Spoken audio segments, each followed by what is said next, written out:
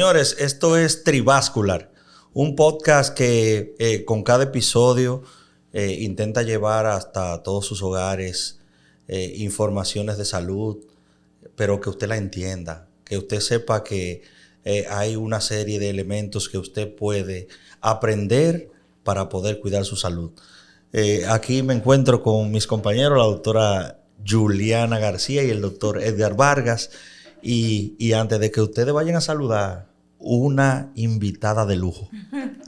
Súper especial la invitada de hoy, principalmente para el tema que tenemos para nuestra invitada, que es las enfermedades cardiovasculares en la mujer, principalmente las valvulares a nivel cardíaco. Está con nosotros la doctora Betsabel. ¡Un aplauso! Eso. Gracias. Cardióloga, quien nos va a estar orientando un poquito sobre estos temas tan importantes y que se pasan tan por alto en la mujer. Sí.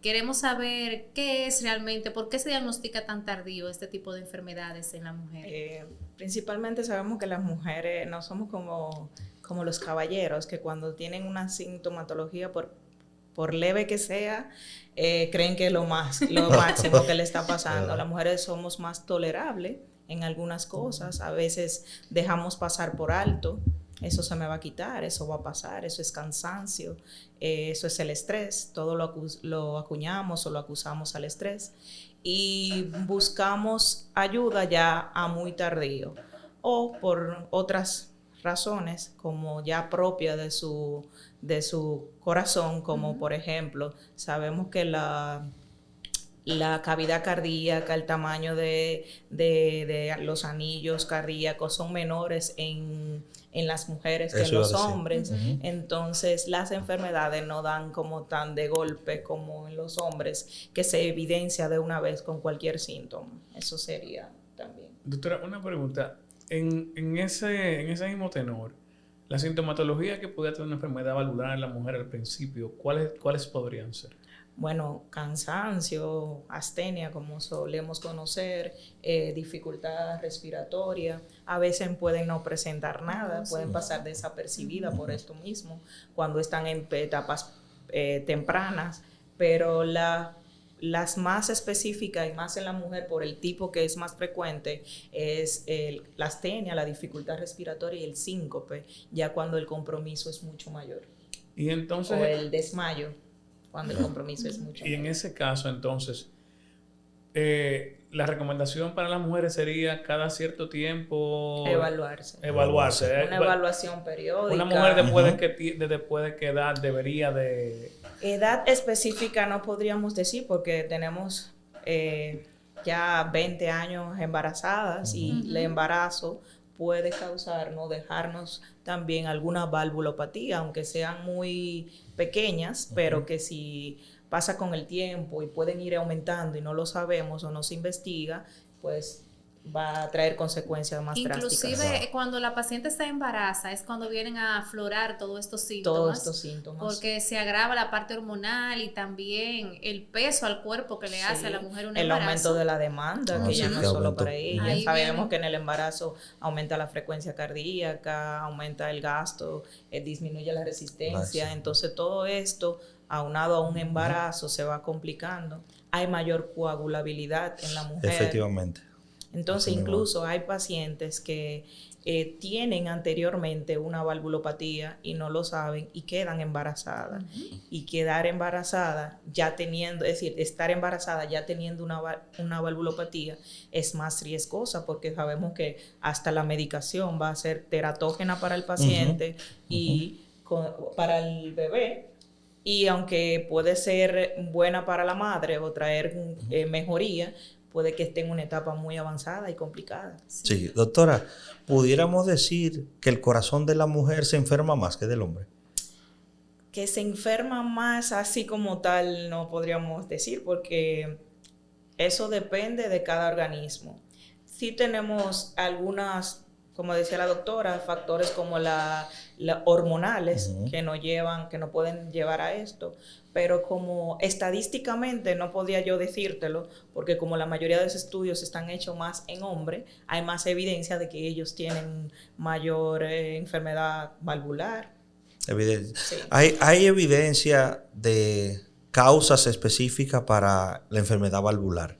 Y es importante que los que nos siguen, que siempre están pendientes de estos capítulos de Trivascular, sepan que es una válvula. Nosotros de repente iniciamos diciendo que el corazón y que las válvulas, y allá ponemos nosotros a buscar qué son las válvulas. Y sería bueno explicarles qué son las válvulas para que tengan una idea por qué se producen esos problemas. Bueno, a mis pacientes yo siempre les explico cuando le voy a hablar del ecocardiograma que una válvula es como una puerta o una ventana. Imaginen una casa que tiene puertas en cada habitación. Esta, su función es abrir y cerrar en cualquier momento cuando entramos o salimos. Y en esta lo que buscamos es sacar la sangre de una cavidad, de una habitación a otra. Entonces los problemas valvulares pueden ser porque estas no cierren bien o porque no abran cuando deberían abrir. Yo siempre le explico a veces cuando hay enfermedad valvular muy mínima, porque los pacientes leen, aunque sí, así es. Sí. Doctora, pero usted no me dijo nada, usted dijo que todo estaba bien, pero ahí dice que tengo una enfermedad o tengo una enfermedad valvular leve. Entonces tú le explicas, esa puerta está cerrada, ¿verdad que sí? Sí, pero si yo cojo agua y la tiro, va a pasar agua al otro lado y no pasa nada, sigue estando cerrada la puerta, es decir, porque el grado de apertura que deja es mínima, es decir, no trae consecuencia que por el momento debamos preocuparnos, pero sí estar atentos y en vigilancia. Así trato siempre como de explicarle. Ese es el caso que podría, por ejemplo, una persona con una enfermedad, una mujer con una enfermedad valvular mínima, que nulípara, se embaraza y en ese momento la enfermedad puede agudizarse. Puede aumentar, sí. Okay. Por lo que hablábamos anteriormente del aumento de la demanda y todo lo demás, sí. Incluso otra parte muy importante es en aquella mujer que tiene una enfermedad valvular, ya sea una estenosis mitral, que es más frecuente en la mujer, y que porque sea muy grave, vaya a una valvulopatía o a un cambio de esa válvula. El hecho de querer quedar embarazada posterior a esto es muy importante, porque ahí estaría la elección entre una válvula mecánica o una válvula biológica por la anticoagulación que se va a usar en esos pacientes. Se le hace la salvedad al paciente. Yo opero cirugía cardíaca. Se le hace la salvedad al paciente de que tiene que operarse la válvula, pero está en riesgo el hecho de que tenga que embarazarse o no. Una paciente que se vaya a embarazar y que quiera tener sus hijos, no se le puede poner una válvula mecánica porque es una paciente que durante toda su vida va a estar anticoagulada mientras tenga esa válvula puesta. Entonces hay que explicarle que va a colocarse una válvula biológica y que debe de llevar una vida totalmente sana para poder preservar esa válvula. Porque va a llegar un tiempo en que la válvula se puede dañar inclusive por el mismo embarazo otra vez, que se vuelve a embarazar. Incluso el embarazo como tal aumenta factores procoagulantes que puede trombosar la válvula. Eso en cuanto a la paciente, pero en cuanto al bebé, el tratamiento puede atraer enfermedades todo embriológicas. Eso debe de tenerlo la paciente en conocimiento para que cualquier cosa que pase durante ese embarazo ella tenga el conocimiento de eso y tratar de que ella se embarace. Por ejemplo, si la diagnosticamos con una alteración de leve a moderada, que se embarace antes de que esa válvula se termine de dañar por completo. Es que lo que pasa es que hay un solo anticoagulante que está aprobado para eso y esperamos que en algún momento podamos. Y entonces problemático. Sí, exactamente. Doctora, fiebre reumática y enfermedad valvular. Es muy frecuente en la mujer esta. La fiebre reumática puede causar una estenosis mitral reumática y se ha evidenciado que es más frecuente en la mujer. No hay una causa específica estudiada, es decir, hay investigaciones, pero no te puedo decir es esto por esto. O sea, el mecanismo no está claro. Exacto. ¿Por qué a las mujeres somos tan vulnerables para esta patología? Pero sí se ha evidenciado. Perdón. Y muchas veces, inclusive, el factor que desencadena el diagnóstico de una artritis reumatoidea o de una fiebre reumatoidea es la alteración a nivel cardíaca, el daño valvular. Sí. Y ya estudiando a la paciente es que se da cuenta de cuál fue la causa de esa falla y de esa lesión a nivel de la válvula. Así es. Parece ser que la enfermedad valvular en la mujer, si uno quisiera hacer una comparación, no está frecuente, pero siendo la base, lo que acabas de decir, Juliana, siendo la base de que tú no identificaste la causa de primera intención, sino las consecuencias de qué causó. ¿De qué causó? Pudiera, si esa fiebre reumática pudiera no llegar a un daño franco de esa válvula, pudieran haber muchísimos casos de fiebre reumática que realmente no se diagnostican. Y las consecuencias que tienen principalmente en la mujer. Así ¿verdad? Es. Por eso la importancia, y en nuestro país tenemos un día donde conmemoramos el estudio cardiovascular de la mujer. E incentivamos siempre a que la mujer se haga todos sus chequeos de manera anual. Y es justamente por eso. Porque la mujer tendemos a dejar todo para después. Como que tenemos tantas cosas en la cabeza, que el trabajo, que los hijos, hasta que el dolor ustedes lo dejamos para Y cuando tenemos esa puncioncita así en el corazón, decimos, déjame sentarme un poquito, que eso se me va a quitar en un ratito. Entonces, por eso sugerimos siempre, al menos eso nos enseñaron, a motivar a la mujer a que vaya a su consulta cardiovascular, se haga su eco, se haga su SCORT todos los años, buscando este tipo de patologías y que no se diagnostique ya de manera avanzada, justamente por el factor protector que tenemos a nivel hormonal y que vienen a desencadenarse ya cuando el paciente tiene más de 40 años porque ya comienza a afectarle un poquito porque pierden ese factor protector. Y si fuéramos a hablar de estadística, ok, no la tenemos como tal, pero sí hay mucha enfermedad valvular en la mujer porque, contestando la pregunta de ahorita, sí tenemos muchos factores que nos predisponen a esto, porque la multivariedad, usamos anticonceptivos que el hombre no usa y todo lo demás que dejamos como todo para el final, todo eso va de la mano y a que podamos desencadenar una enfermedad valvular y no la tratemos a tiempo. ¿Y cómo un cardiólogo diagnostica una enfermedad valvular? ¿Cómo lo hace? ¿Solamente porque el paciente presenta síncope, porque presenta cansancio? No, en la evaluación física puede que el paciente tenga un soplo, un ruido anormal, una alteración del ritmo cardíaco también, que en la exploración física tú puedes identificarlo. O puede que tampoco lo evidencies y que el paciente esté en su evaluación física 100% normal y en el ecocardiograma tú puedas evidenciar alguna alteración de la misma. Básicamente no hay una edad a la que la persona deba de ir a hacer un chequeo. O sea, el asunto es que hay que estar atento a los síntomas, existen predisposiciones familiares, esas cosas. También existen predisposiciones familiares a que desencadene una que otra valvulopatía. Las válvulas bicúspides, que son ya patologías congénitas, las comunicaciones interauriculares, que muchas veces pasan por alto durante la infancia, porque no tenemos esa costumbre de hacerle eco a todos los niños. Sí, eso es ya ahora con la modernidad y eso, que las madres se están ya preocupando un poquito más. Pero anteriormente nada de eso se usaba y se diagnosticaba ya cuando la paciente presentaba síntomas, cuando ya había cambio estructural a nivel cardíaco y fisiológico. Entonces ya la paciente decía, bueno, ya no aguanto más, déjame ir a un cardiólogo. Y ya ahí se diagnosticaban todas estas enfermedades. Y que todavía pasa, porque no tenemos la costumbre todavía de hacer ese tipo de evaluaciones. Entonces tenemos el examen físico, el ecocardiograma. ¿Qué más podemos tomar como opción para el diagnóstico de estas enfermedades?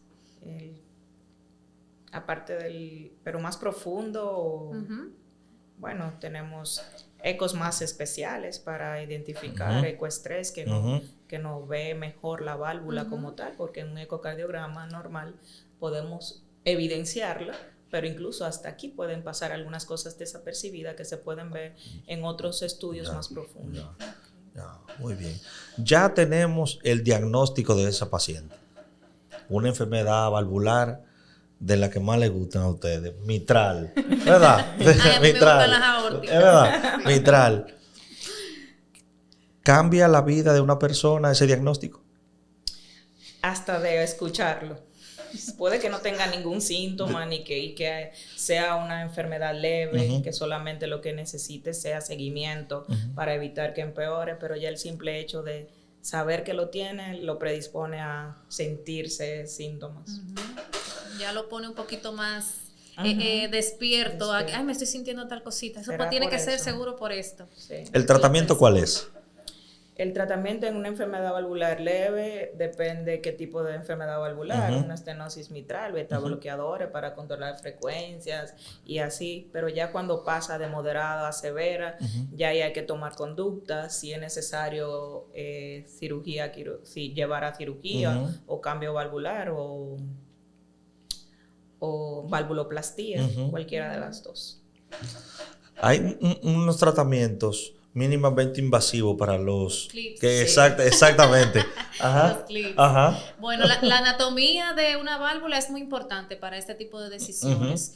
Hay que estudiar muy bien con ecotransesofágicos, con resonancias magnéticas, para ver realmente la anatomía, cómo se encuentra a nivel cardíaco y si el paciente realmente califica para ese tipo de lesiones, principalmente en los pacientes con insuficiencia mitral, porque cuando ya hay una estenosis, ya ahí el panorama cambia un poquito, ya tendríamos que hacer un reemplazo de esa válvula.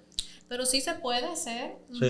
Esperemos que con el tiempo, igual que como se ha hecho el avance con las aórticas, también sí se podamos puede. hacer ese reemplazo. Pero también se hace mucho la mínima invasión en la parte de la mitral. Podemos hacer mínima invasión para las válvulas mitrales. Y al paciente le va súper bien y la recuperación es muchísimo más rápida que hacer una esternotomía completa. Claro, con una heridita chiquitita. Exacto.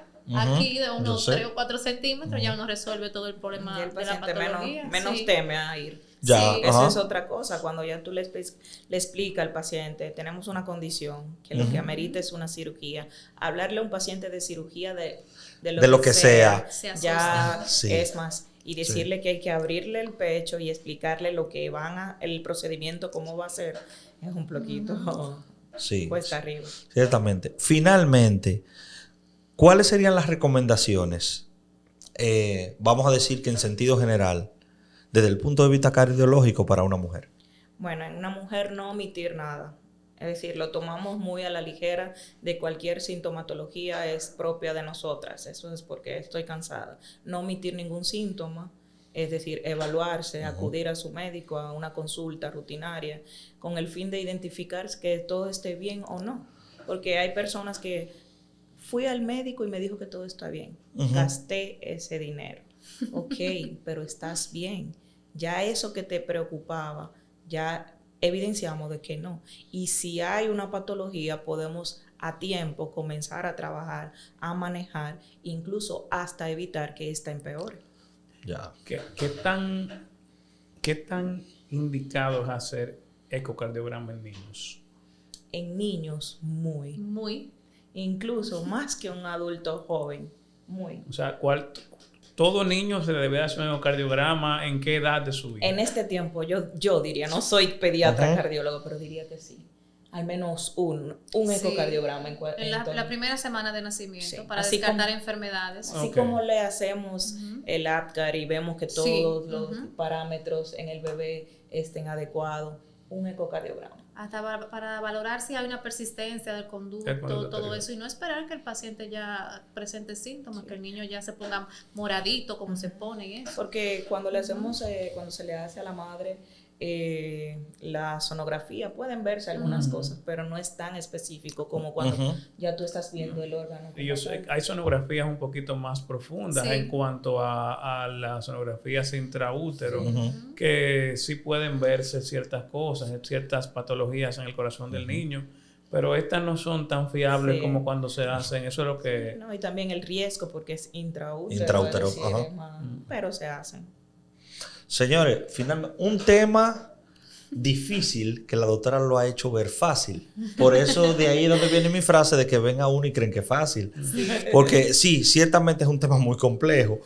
Y como bien dijo la doctora, los pacientes es un frenón de golpe cuando le dan ese diagnóstico. Porque además de que tú le das el diagnóstico, le dices cuáles son las consecuencias de ese diagnóstico, que son muchas.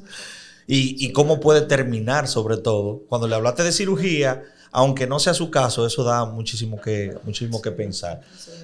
Doctora, nos gustaría que usted nos diga los centros donde labora, o el centro donde labora, en qué horario labora, para todos aquellos que nos siguen. Ok, yo estoy en el Instituto Materno Infantil, en el área de Bellaterra Mall, en el primer nivel, en el módulo A008.